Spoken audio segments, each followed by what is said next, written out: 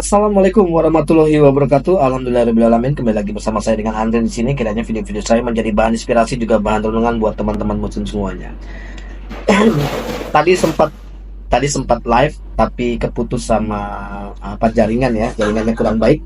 Jadi saya coba record aja ya, mungkin jadi pelajaran juga buat kita ya, bahwa apa sih perbedaannya antara ajaran sana sama ajaran sekarang ini yang saya hadapin sekarang ya. Eh, dan ada perbedaan-perbedaan ajaran, memang sangat berbeda ajarannya, dan apa yang saya dapatkan itu sangat, saat ini memang sangat berarti ya buat saya. Eh, yang saya lihat apa ya, banyak perubahan hidup sebenarnya yang apa yang saya dapatkan ya. eh saya contoh mengenai tentang firman firman yang ada di Bible dan ada di Al-Quran. Saya rasa hampir keseluruhannya di Al-Quran adalah firman Allah. Tapi kalau saya mengatakan, saya lihat yang ada di Bible itu, saya bingung yang mana firman Tuhannya. Bingung yang mana firman Tuhannya. Karena kebanyakan itu adalah cerita tentang siapa Yesus pada saat dia lahir dan saat dia mati.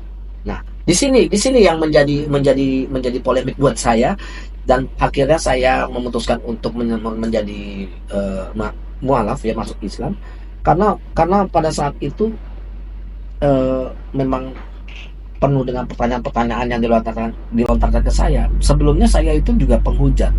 Sebelumnya saya juga melihat ketidaksesuaian dengan eh, ajaran-ajaran, ya saya menganggap itu Islam itu ajaran menyimpang lah ya. Saya menganggap bahwa seperti itu. Tapi pada saat saya mengetahui apa yang diajarkan oleh Islam, saya rasa itu benar-benar sebuah kehidupan manusia ya. Sesuatu yang kita belum lakukan pun Al-Quran sudah tahu. Ibarat kayak begitu. Sebelum kita lakukan, Al-Quran sudah tahu apa yang kita mau lakukan. Ini yang menjadi masuk akal buat saya itu ini. Nah, banyak sekali yang menjadi apa namanya, yang menjadi pegangan hidup buat saya. Pertama itu, kok kayak gini ya, banyak ujian-ujian yang dikasih ke saya, banyak ujian-ujian yang menjadi apa namanya, yang menjadi eh, membuat saya itu kira-kira gua tuh sanggup apa enggak ya menghadapi ujian ini. Awal mula saya ngerasa kayak menyesal, kesel. Kok kenapa hidup gua tuh begini banget? Kenapa kok begini-begini segala macam? Kenapa kok gua pas masuk Islam gua begini? Katanya pada saat sekarang ini saya lagi berpikir masuk akal. Masuk akalnya apa? Kita tuh dihilangkan, yang kita dulu itu kayak dihilangkan, seperti ini, emang nggak disengaja, tapi kayak memang dicoba untuk dihilangkan semuanya. Apa yang saya punya, apa yang saya ini segala macam, termasuk anak-anak, termasuk semuanya, barang-barang segala macam, kayaknya dihilangkan semuanya. Kayak diganti yang baru. Kalau kamu mau pindah, mau hijrah, nih ada yang baru. Kira-kira kamu sanggup apa enggak? Dan itu bukan plak begitu ada, tapi kayak ada usaha-usaha yang saya lakukan, dan itu ternyata memang benar gitu loh, bahwa kita harus menghadapi sesuatu yang apa namanya, yang menjadi uh, ujian buat kita, bahwa kita itu sanggup apa enggak, ya kan? Nah, saya kasih contoh kayak gini aja ya. Di benak saya dulu, zamannya masih non muslim, saya mengatakan bahwa udah tenang, besok masih ada hari esok, masih ada hari esok, masih ada hari esok. Saya pikirannya lah begitulah, pokoknya tenang, masih ada hari esok. Tapi kalau pada saat di Islam, saya mengatakan belum tentu ada hari esok. Karena Islam juga mengajarkan belum tentu ada hari esok. Karena apa? Kita nggak tahu 5 menit ke depan, atau 10 menit, atau 1 jam ke depan kita udah mati. Allah berkehendak kita mati, kan gitu. Jadi ini yang masuk akal buat saya. Kita nggak tahu rahasia Allah manggil kita mati, itu rahasia Allah, kita nggak tahu. Nah, ini yang menjadi apa ya, menjadi pegangan hidup buat saya, bahwa iya benar juga ya. Kalau memang besok kita bisa menikmati hari esok, namanya Allah masih kasih kita kesempatan untuk hidup. Jadi ambillah kesempatan kita ini hidup untuk berbuat kebaikan, berbuat apa namanya, bersyukur kepada Allah apa yang Allah berikan kepada kita. Ya, kita nggak usah terlalu banyak menuntut kita harus begini, harus begini, harus begini. Ada aja jalan kok.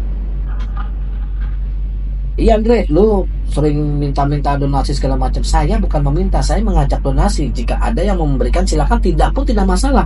Doa pun saya terima. Jadi jangan berpikir bahwa saya itu kalau seandainya saya minta itu saya memaksa, tidak. Berapapun.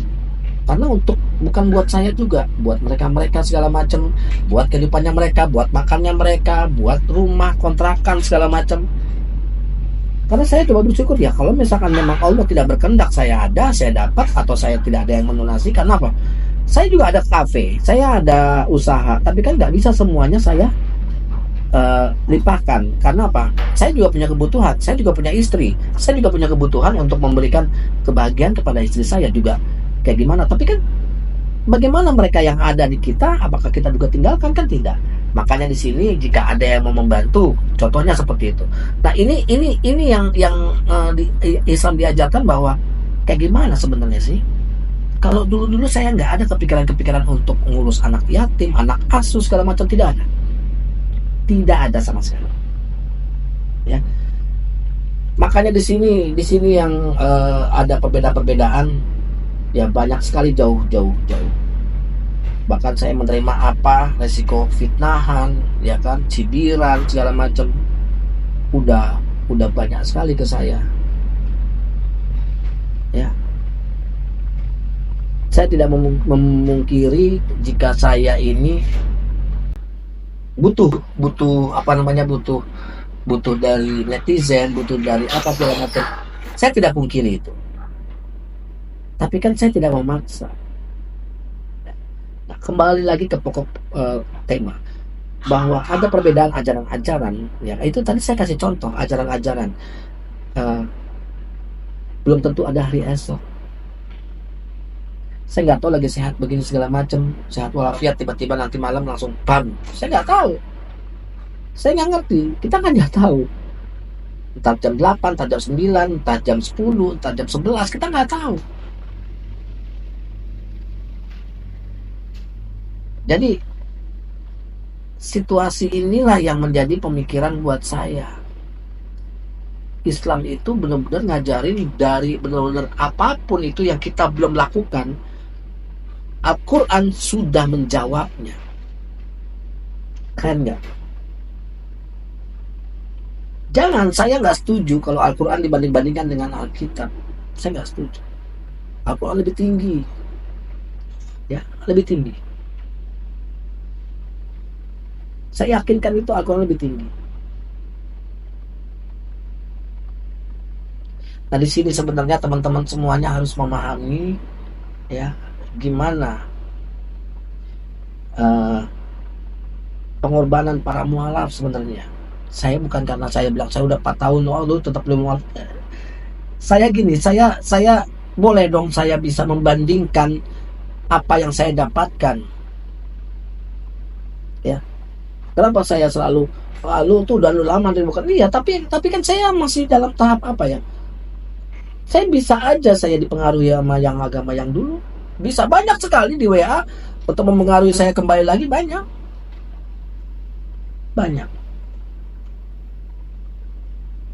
Bahkan banyak sekali musuh-musuh saya yang nggak suka sama saya, umat muslim. Banyak. Ketimbang orang Kristen, yang banyak musuh saya itu orang muslim. Musuh terbesar kita tuh sudah sendiri. Tapi ada, saya mau ini enggak. Cuman makanya saya bukan membanding-bandingkan, atau saya bukan kenapa-napa bawa-bawa nama-nama mualaf segala macam, bukan. Tapi saya mau menunjukkan bahwa kita itu, ya kan, butuh adanya perbandingan. Ya, yang mana yang benar sebenarnya sih?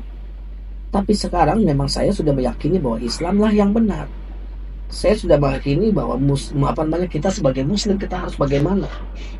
Dan perbedaannya lagi bahwa umat Islam ini itu hampir tiap hari beribadah, berbeda sama yang lain yang dulu ya. Ya mungkin orang-orang mengatakan, mereka mengatakan, wah tiap hari beribadah. Iya, beribadahnya kemana? Senin, Selasa, Rabu, Kamis, Jumat, ya itu sering sepi gereja, sering. Tapi kalau masjid hampir tiap hari itu ada dan rame. Itu termasuk bahwa umat Islam sudah memberikan keyakinan buat saya bahwa yang benar yang mana. Ya. Jadi tadi ya saya lagi bilang tadi membahas tentang masalah Matius 16 ayat 23 bahwa dikatakan bahwa itu adalah janji atau firman Tuhan yang diberikan kepada murid-murid Yesusnya itu sendiri. Dan itu Yesus yang berkata. Tapi padahal pada saat di situ di Yohanes 16 ayat 23 itu sebenarnya hanya kata-kata kiasan yang diberitahu oleh Yesus itu sendiri. Tapi Yesus mengingatkan kepada murid-muridnya bahwa mintalah kepada Bapa seperti kepada aku, nantinya kita semua mati dan kita kembali kepada Bapa.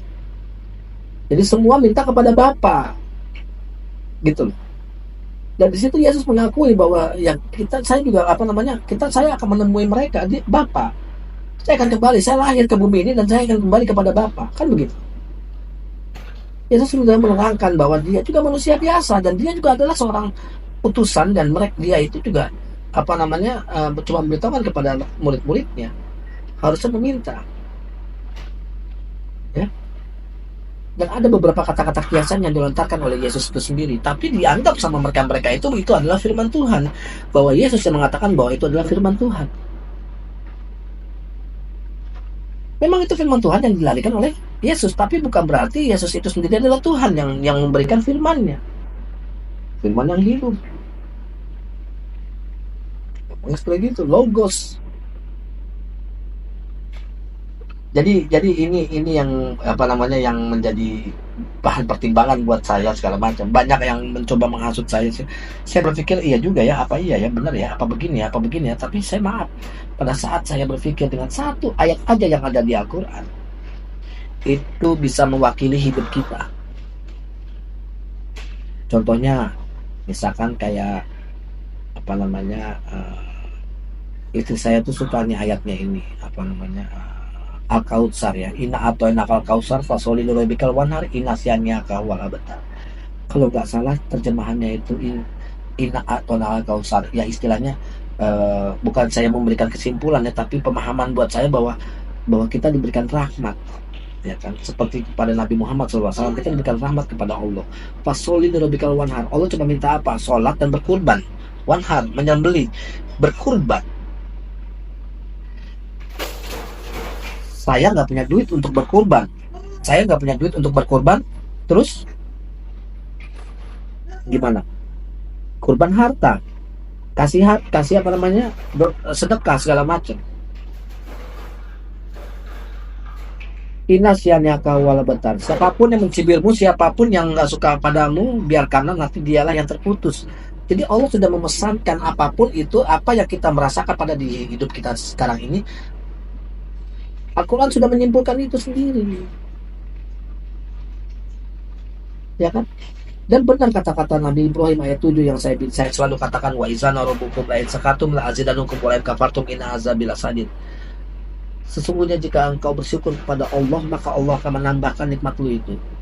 Namun jika engkau tidak bersyukur atau mengingkarinya, azab Allah itu lebih pedih, ya kan? Terkadang kita itu lupa apa yang Allah berikan kepada kita. Kita nggak tahu, kita masih punya lengkap tangan, kaki, mata, segala macam. Kita bersyukur, kita masih bisa hidup, kita masih bisa makan, kita masih bisa berinteraksi segala macam. Apakah Anda tidak bersyukur? Banyak sekali orang-orang yang tidak bersyukur pada saat Allah sudah berikan, tapi walaupun mereka itu, kebanyakan manusia itu tidak puas, masih pegang handphone, masih punya motor. Ya Allah, kenapa hidup saya begini segala macam. Ya Allah, kenapa saya begini, padahal dia masih punya sesuatu yang bisa dijual, yang bisa dimanfaatkan. Tapi apakah mereka mau? Apakah mereka melakukan itu semuanya? adanya ngeluh, ngeluh, ngeluh, ngeluh, dan ngeluh. Merasa kayak dirinya nggak punya, merasa dirinya kayak ini segala macam. Ya. Nah di sini apa? eh, kita setidaknya bersyukur, ya Allah, sampai saat ini hamba masih bisa hidup, hamba masih bisa makan, hamba masih bisa menikmati segala macam. Terima kasih atas syukur yang kau berikan kepadaku. Selesai. Allah akan menambahkan nikmatmu itu. Kau bersolat, bersyukur, bersolat, bersyukur, bertobat. Islam cuma mengajarkan itu doang. Bersolat, apa, bersyukur, bertobat, bersyukur, bertobat, bersyukur, bertobat. 5 kali. Allah tidak akan henti-hentinya memberikan Anda rezeki. Ya. Jadi saya minta, apa namanya, bukan minta ya, saya mencoba untuk memberikan eh, masukan kepada teman-teman muslim semuanya. Ya, lebih baik lebih dalam lagi mempelajari tentang masalah Islam. Islam yang gimana, muslim itu apa, Islam itu apa, segala macam. Alhamdulillah, insya Allah Allah akan memberikan apa yang abang inginkan, itu insya Allah akan, apa namanya, diwujudkan yang pantas menurut Allah. Allah Maha Tahu, Allah Maha Pengasih, Allah Maha Penyayang. Dia akan memberikan hal-hal yang tak terduga untuk semua teman-teman muslim semuanya. Oke, terima kasih. Cukup sampai di sini. Mohon undur diri. Semoga menjadi bahan-bahan inspirasi, juga bahan renungan buat teman-teman muslim. Saya Andre Mualaf Prince. Semoga menjadi hikmat, menjadi contoh, atau menjadi ya renungan juga buat semuanya. Oke, mohon undur diri. Wassalamualaikum warahmatullahi wabarakatuh.